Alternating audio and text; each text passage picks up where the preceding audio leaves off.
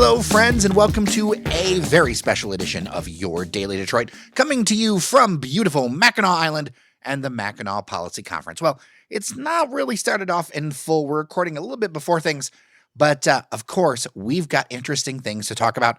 I'm Jared Stays, and across the table from me is Cheyenne Serini. So good to see you. So good to make the trip with you.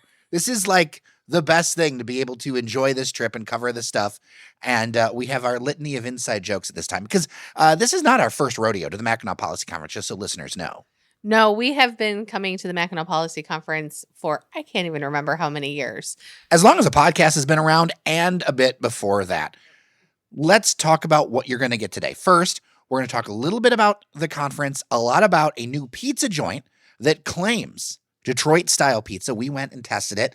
And then we're going to send you back to Detroit and back in time to talk to Fletcher Sharpe about the most recent Detroit City FC match. Cheyenne, first about this trip, I got to say, I never thought that I would find discount meats in a gas station off of I-75. What was that, off of Grange Hall Road? Yeah, I think that's exactly where it's off of. It's Alex's Market and Grill, and we just stopped in for gas. And then we were like, oh, well, we'll check it out. And we walked in, and I was like, that is beef tenderloin, whole beef tenderloin for $58. And I was like, that's an amazing deal. It was like the heavens opened up with all of the food and the giant booze selection. I had never seen, you know what? In fact, it was a different vibe even, because, you know, Buc-ee's is a huge thing down south. I love Buc-ee's. Like, I'm that beaver and everything makes me happy. All the craziness of it. Like, I like kitsch. I will fully admit that I like kitsch. Of course, there's the Loves as well, but this is a completely different vibe. This has no trucker element. It's just like the finest boozes, sandwiches, and then like a full-on grocery store. Yeah. You know what it reminds me of, but with gas? Park Place Market in Grosse Pointe Park. But even bigger. But yes, totally. Yes, much bigger like food selection and everything. But it gave me that neighborhood grocery store feel, but off of the freeway and with gas. I was glad to find it. And I almost picked up some meat for the road. I even had to tweet about the meat. But obviously, since we're going to Mackinac Island, there's really nowhere to store it or cook it. I mean, maybe I could like find a neighbor with a barbecue like outside of the hotel. That would be a lot of fun. So we are up here for the policy conference. We are not going to talk about too much serious today because we decided to sacrifice for our listeners. And new this year, the Grand Hotel has a pizza joint. And not just any pizza joint, because for a long time there's been Island Pizza, and that's pizza, right? Like, you have memories of Island Pizza. Yes, it's like New York style pizza. It is delicious. It is wonderful, especially late at night after having quite a few cocktails. Now, so listeners know, you actually worked on the island for a while. I did. I worked on the island when I was like 19. So this was very many moons ago.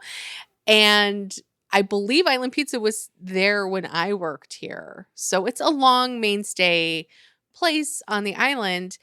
So we wanted to give this new Mackinac Island Pizza place a shot. Especially, they claimed Gus Guerrera in their marketing materials, which is one of the fathers of Detroit-style pizza. By the way, Karen Diabas's book, that's a thing. She has a book all about the history of Detroit-style pizza. Go look it up wherever fine books are found. But when they claimed that name, I was like, these are some big shoes to fill. So the Gatehouse is this kind of collection of restaurant concepts or bar concepts that's kind of halfway down the hill from the Grand Hotel on Mackinac Island, if you've never been. And sometimes they rotate things out. So this pizza thing, it's a big deal because like last year for Mackinac, the Island Pizza place wasn't open. This place purports to be open late and also late at night start to offer slices. So we're like, all right, let's give it a shot. So let's talk about what we did. We decided to do a half and half pizza because we wanted to try things for the people. Yeah, we wanted to get the most bang for our buck. And unfortunately, they don't start selling slices until after 9 p.m. Right. We wanted to get this out now. And frankly, I don't always want pizza. I mean, sometimes I do. But on the first night of a conference, you don't want to do that. And that's a pro tip if you've ever traveled corporate. It's not just here. Like, if you're going to go out, just pace yourself, young ones. Just pace yourself. Okay, so the split we did was the regular pepperoni pizza. And then we did the Supreme with Italian sausage, onion, green pepper, and banana pepper. First off, before we discuss details, would you have it again? I'd have it again, yeah. 100%. Now, let's get into the details. Funnily enough, as much as I am usually a straight pepperoni person, I actually like the Supreme more. I was surprised because I also liked the Supreme more, and I'm not that big of a fan of Italian sausage on my pizza, but this one I liked. Big points, they got the corners right. Huge points. They got the corners right. They got the cheesy corners. That's the most important bite of any Detroit-style pizza in my book. If you don't have that, what are you doing? Very fair. The tomato sauce was more on the sweeter end. Yes, the tomato sauce was sweeter and it was less, I want to say it was more of a fresh tomato sauce opposed to something that has been like simmered over a long period of time. It was a little bit more chunky in the tomato as well.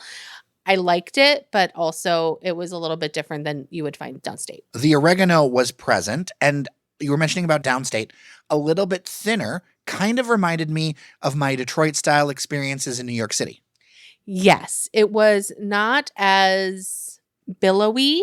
Let's be honest, Detroit-style pizza, depending on where you go, and let's level set, I'm a Louis guy. I think you're a Louis gal. Yes. Detroit-style pizza can almost be the lasagna of pizzas if it's too thick.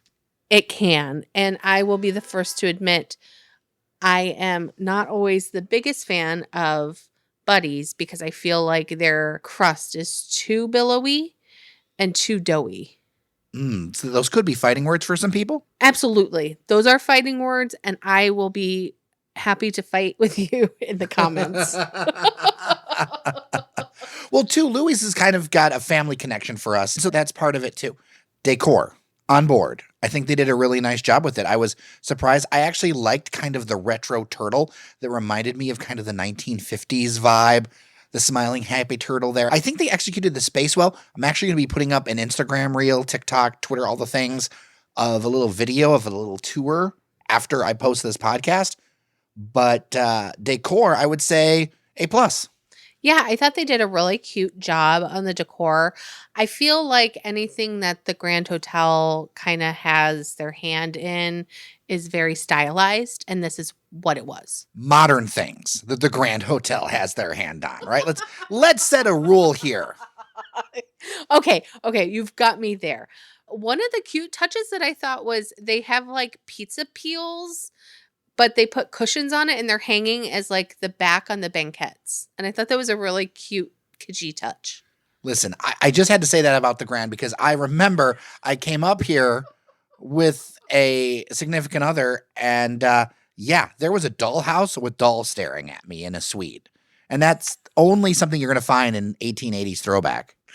But you know what, Jer? At least this year, our hotel room doesn't have cherubs hanging above us.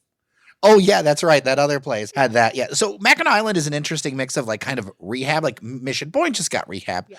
But then some other stuff that's more literally flowery. Like we are recording this in a flowery room. Yes, we are. But I mean, it's modern floral. It's not like 1950s floral that hasn't been updated. Or like 100-year-old Polish grandma floral. Yes, exactly. Okay. So I'm on board with the decor. The location I think is interesting because it is kind of off of Main Street, but I think that adds something in that it doesn't necessarily directly compete with Island Pizza. The hours I think are a good thing. They also have like a stand-up rail when I can imagine when they're doing like a high volume late at night. There's a whole like pizza bar you can stand around and enjoy. And then the soda is the Stubborn. And I was a little bit tripped up. I got the acai berry and it was clear and I was worried it was like Sprite or broken or something. No, it was totally right. I'm used to when somebody says berry, like it's red or blue or something. Yeah, I was too. I was like, I see, it's clear. Okay. I decided to get the frozen lemonade with Faygo Red Pop. It was like a frozen drink. It was good. It was very, very sweet. I feel like my 8-year-old would love it. I wasn't that much of a fan just because of how sweet it was. Like it was tangy because of the lemonade, but if you like sweet and if you're into Faygo that much, you're going to be into sweet. Yeah. You know, I have a feeling that I would probably like it. Yeah, it was good, but also it was quite a bit. Also, if you're not a fan of paper straws, just be aware. They do have paper straws. Paper straws are difficult with slushies, and that's what you had. Yes, they were. It was very difficult to drink with a paper straw. So, forewarned. Let's talk about value for money. So 1 drink, 1 slushie, and 1 half and half pizza. What about was the damage? What about was the damage? It was, I want to say, like $48. So not cheap. No, not cheap. And it is 8 slices of pizza. I mean, it's a large pizza. And we are on an island. We are on an island. I mean, value-wise, it's up there. If your family does 2 slices each, you could feed 4 off of that, and that's not a bad deal. I got a little greedy. That's not a bad deal. There is only 2 of us. So, I mean, you were fine with eating your 4 slices. But if you think you're eating the other 2 slices, you're out of your mind because those are mine. Yeah, I'm SOL later tonight. You are. He was like, we have snacks for later. I was like, I have snacks for later. Fair. We've worked together long enough. That's the case. All right, there is a lot that's going to be happening at the Mackinac Policy Conference in the next few days. We'll be getting interviews with people. If you've got questions, I also sent out a newsletter earlier today talking about some of these things. If you've got questions for leaders or topics that you want to know more about, dailydetroit@gmail.com. For now, we're going to send it back in time, and we're going to go back to Keyworth and talk to Fletcher Sharpe about Detroit City FC's win, which is a great thing to see.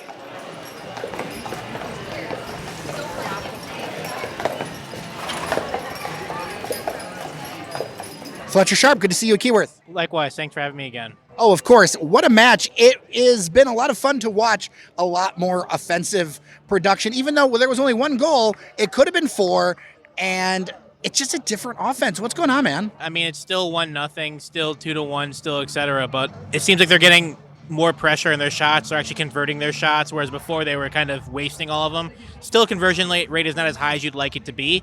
But, I mean, as long as one goes into the net and you keep the rest out, it doesn't really matter from that point forward. Yeah, this seems like a different team the last few games. You mentioned on the preview it was, 3 matches undefeated, 2 wins in a row. Maxi Rodriguez, being and feeling himself, makes a huge difference to this offense. Yeah, I mean, I know before that he had sat for a reason. I don't know if he was injured. I don't know if it was disciplinary or anything of the sort. But he's come back and, kind of cleared his head up. And, he's playing like the Maxi that people expected coming into this year. Who's kind of the full, complete number 8. Defensively helps. He controls the tempo offensively and just works from there. Yeah. What about this team just feels different? I mean, even Lay Jope, right? Where did that guy come from? I think, honestly, the switching of putting Lay and Tommy McCabe and Maxi all in the midfield at once, kind of putting Lay and McCabe together and putting Maxi at the top of that allows him to kind of be more, still defensively minded, but still push up a bit.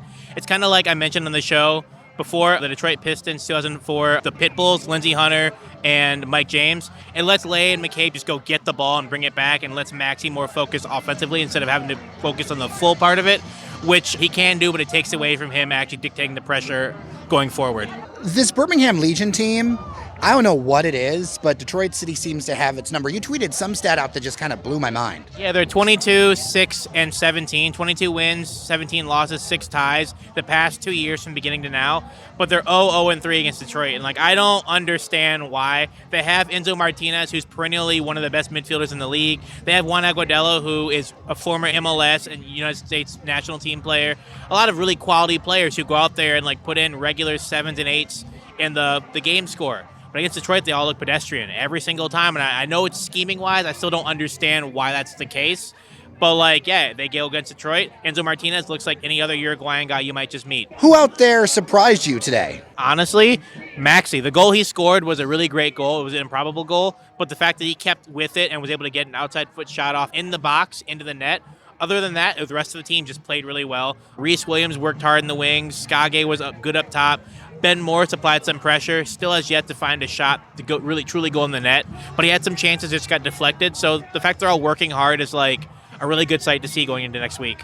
Yeah, Fletcher Sharpe, this team to me makes the playoffs. This team I've seen the last couple of weeks, this is a playoff team, and this is a team that I think fans can get behind. Yeah, maybe they cleared out the cobwebs a bit. Maybe they figured out some stuff, but they play like this. No matter who they play against, they might not win the game always, but they'll always compete. If you compete every single game in, game out, you should be near the playoff hunt. And that's really all the fans the fans would love to see a playoff team, but they really want to see a team compete. If they play like this the rest of the season, no doubt in my mind that they will be somewhere in the playoff spots. 100%. All right, Fletcher, we have a road trip coming up 3 matches, 2 Wednesday matches in a row. First up with Charleston Battery. This should be a good match to watch. Charleston is lighting up the East. It's not until June 7th. There's a little bit of like a wait until then, which gives the team a little bit of time to recover. Yeah. Game against Ben Pierman and Declan Wynn, former DCFC personnel. You want some time to recover. Charleston's been playing great. Totally revamped team. Ben Pierman has been playing a very aggressive style that kind of plays on possession, but still puts the ball towards the front. So yeah, you kind of want some time to kind of look into breaking down that team and how to step forward. Declan Wynn as well. Yeah, Declan Wynn, we saw last year. All league level type of player. He didn't get it, unfortunately, but he's a national team player for New Zealand. You want to make sure you have enough time to prep for players like that, especially players who kind of know your system a bit better than most because they were in it literally last year.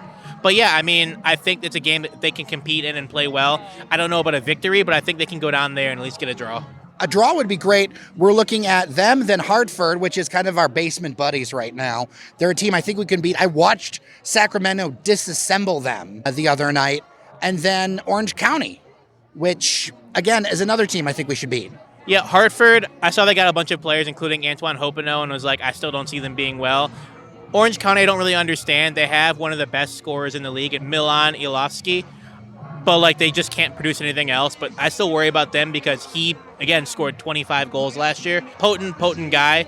And just, you don't really want to play against a team without someone like that unless you have a plan specifically for them. Yeah, I think this is, though, a chance where we could kind of right the ship a little bit and get a lot more in that hunt. If we're just, 6th, 7th, something like that, I think that's right in the expectation levels for this team. And I think it's something that once you get into the playoffs, anything can happen. Especially with such a short bench, all you got to do is just try to ride the wave to get to the playoffs. If you play this type of style in the playoffs, you'll always be in games.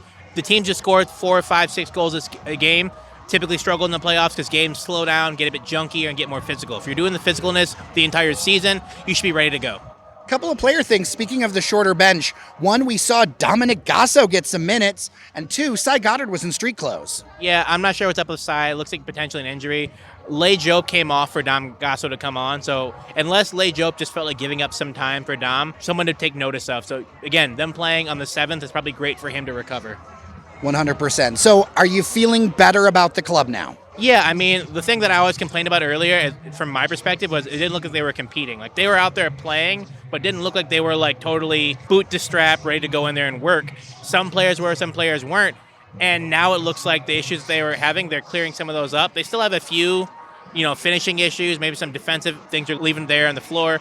But, overall, they're playing harder and playing better. You'll take a mistake going 100 miles per hour versus a mistake at 50, because at least 100 miles per hour, you're trying the full way. You might make a mistake and mess up, but if you're going 100 miles per hour, it means at least you're going balls to the wall. And all the fans can appreciate that. Yeah, I think, with how much the fans love this club, how much of a great environment is. I mean, this is a beautiful environment as Keyworth. We're actually recording this, although you're hearing this on Tuesday. We're recording this as the women warm up. What excites you in a general sense about this women's team? Dave DeWahey, he used to coach at Liggett, won a state championship with Liggett, probably still coaches there. He's really good with player personnel. There are players who I've seen him coach in high school who did not go into play in college at all, that he got the best out of, that looked like all-world players playing under him, which means that he understands players very well. He has them looking entirely different from last year. Last year's team had some talent but kind of fell kind of flat at times. He has them playing hard the entire way through, and that excites me in terms of soccer. If you can just play hard and just always try, even if you're not the best player, just go out there and give the best you can.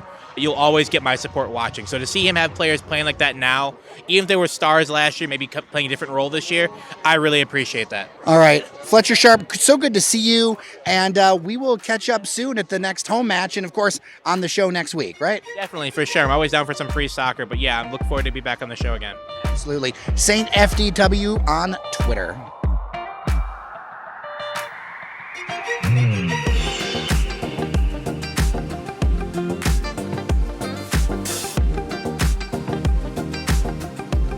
All right, we are done today for your Daily Detroit. Thank you so much for listening. I appreciate you so very much. As always, we are supported by our members. Patreon.com/Daily Detroit helps keep all of this stuff running because, that pizza came out of our own pockets. That was not a sponsored segment in any way. So that definitely helps us. Or buymeacoffee.com/Daily Detroit. Thank you again for listening. With that, I'm Jer Stays. And I'm Cheyenne Oserini. remember that you are somebody, and we'll see you around, well, Mackinac Island this week.